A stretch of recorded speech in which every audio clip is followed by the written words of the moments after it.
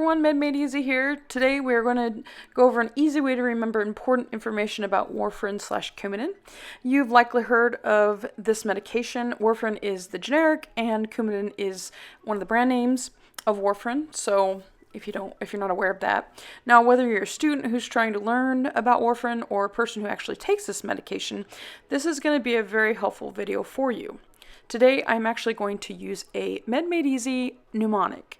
Now, as I mentioned, Warfarin and Coumadin are the same medication, and Warfarin is just the generic, and Coumadin is the brand name.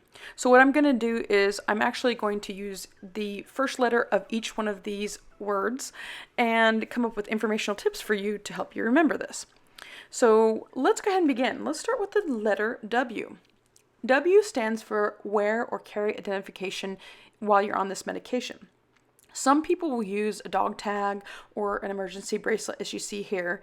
This is a very helpful thing to do in case of an emergency, especially if someone falls or if they're in a motor vehicle accident. This helps alert the first responders that the individual is at increased risk to bleed out quicker and or have a serious complication. Just like in the case of an individual has diabetes, if they become hypoglycemic, an emergency bracelet is really important. If the individual is acting strange or they're confused, if they don't have family present, this may help the responding individuals to determine, some information about this individual. Next letter, antidepressant. Antidepressants such as SSRIs in combination with warfarin increase the risk for an individual to bleed. It is not that an individual can't take an antidepressant, it's just that they may need to be monitored a little bit closer than normal, and they may need to really pay attention to signs and symptoms of potential bleeding. They may also need to get their CBC drawn a little more often than the usual. I like this quote here. I did some research. The SSRIs least likely to cause drug interactions with warfarin appear to be sertraline and citalopram. Paroxetine appears to have a low to moderate risk, whereas fluvoxamine and fluoxetine are most likely to increase the chance of the effects of warfarin. Moving on to the next letter, reversal agent, vitamin K. The reversal agent for warfarin is vitamin K. If you think about what warfarin does, it inhibits the blood from clotting. Vitamin K helps the body with the clotting process. So in other words, if you cut yourself, this is part of the reason why you stop bleeding. In the hospital, when the INR is too high, we actually give vitamin K. The next letter F, foods with vitamin K. Foods like leafy greens make warfarin less effective. In other words, more likely to clot. Now, vitamin K can lower the INR, so an individual who is on warfarin, if they eat too many of these vitamin K containing foods, this will lower their INR, thus increasing their likelihood to develop a clot. Vitamin K containing foods include things like spinach, chard, and kale. Here I'm going to show you a list of some different kinds of foods. It may be super important just to ask the patient what kinds of foods they've been eating if you notice that they're subtherapeutic, which means that their INR is lower than you'd want it to be. Moving on to the next letter in warfarin. Letter A. A stands for atrial fibrillation. Warfarin helps to prevent strokes in individuals who have atrial fibrillation. I found a great explanation about why individuals who have AFib should be on an anticoagulant like warfarin.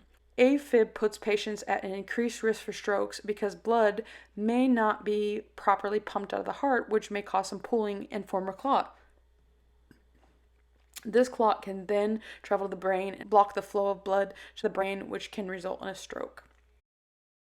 Moving on to the next letter, letter R, risk of falls.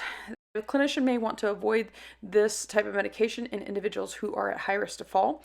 If they have unsteady gait or if they're older, if they are on sedating medications. And so there is a scale, basically, or a scoring system called CHADS-2, which can help clinicians estimate an individual's risk for a stroke.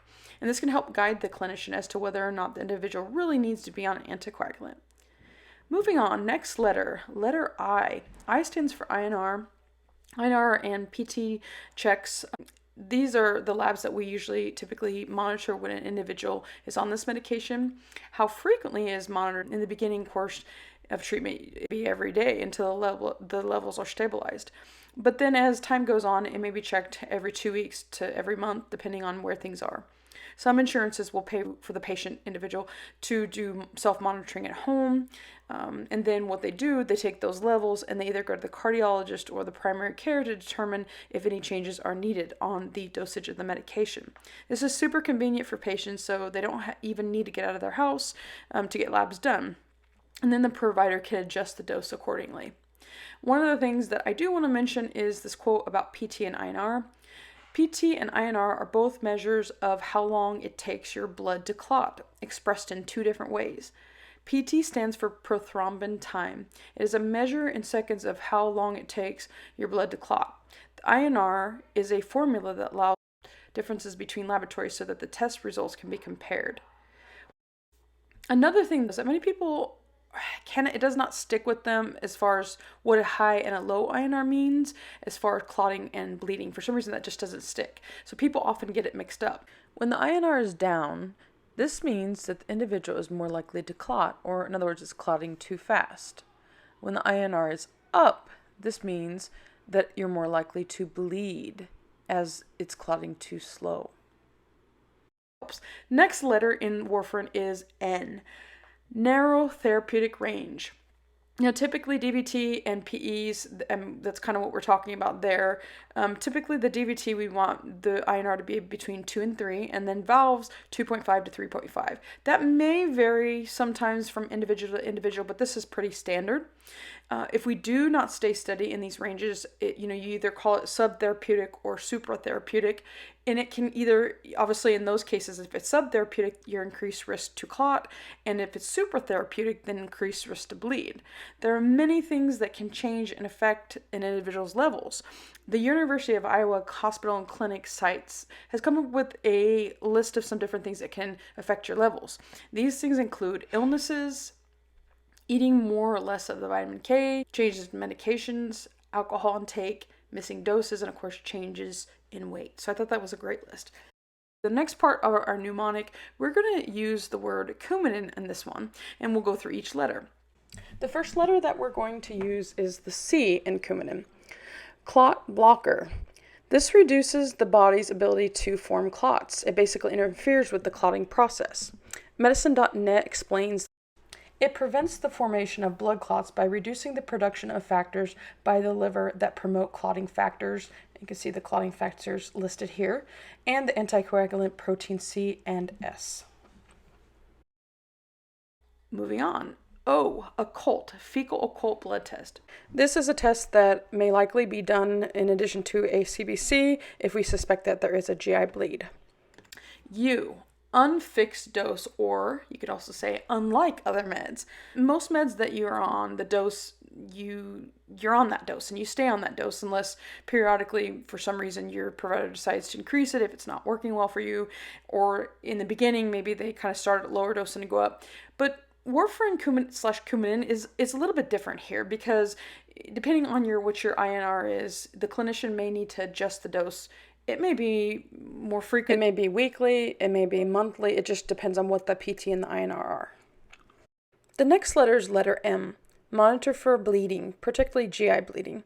The important thing is to make sure that the patient is aware of the signs and symptoms of bleeding, and that they should also probably discuss it with their friends and their family members, just so that the friends and family members are also aware if there's any kind of cognitive changes. You can teach the patient to monitor for blood in their stools, nosebleeds, blood in the urine, bleeding from the gums, bloody vomit, excessive menstrual bleeding, or excessive bruising. These are all very important things that they should report if they're having these things.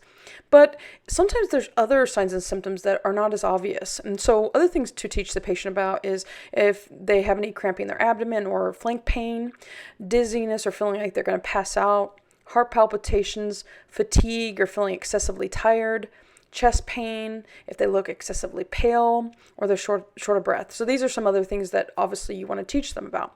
It is also important to make sure that the patient's aware of other medications that can increase the likelihood of a bleed. Medications like fish oil, aspirin, and NSAIDs, and even sometimes certain herbal medications and over-the-counter medications can affect INR levels and increase the likelihood for the individual to bleed. Next letter, letter A, avoid alcohol. This increases the risk for bleeding in the stomach. Alcohol use has the potential to lower platelets, and platelets help with the clotting process. In addition, chronic alcohol use can cause something called gastritis, which basically is inflammation of the stomach. Gastritis alone can lead to ulcers, which can lead to GI bleed, and if they're on the anticoagulant, obviously this can increase the risk to bleed.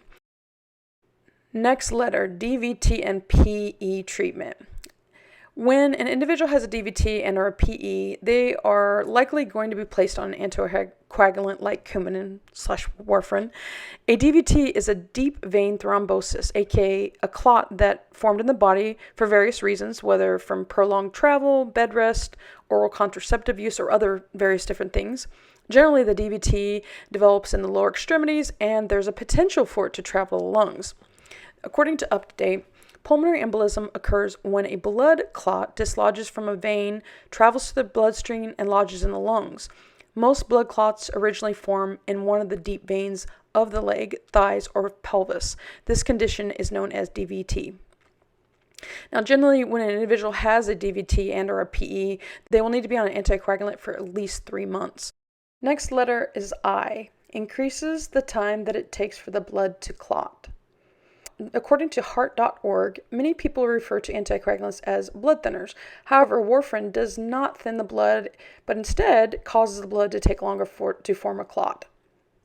Next letter, letter N. Never use unwaxed floss, hard bristled toothbrush, or shaver with blade. Instead, you want to use an electric razor and a soft bristled toothbrush and waxed floss. Alright everyone, well thank you very much for watching this video. Make sure to subscribe. If you like this video, give this video a thumbs up and also hit the notification bell so you can get the latest videos from Med Made Easy. Alright, take care everyone.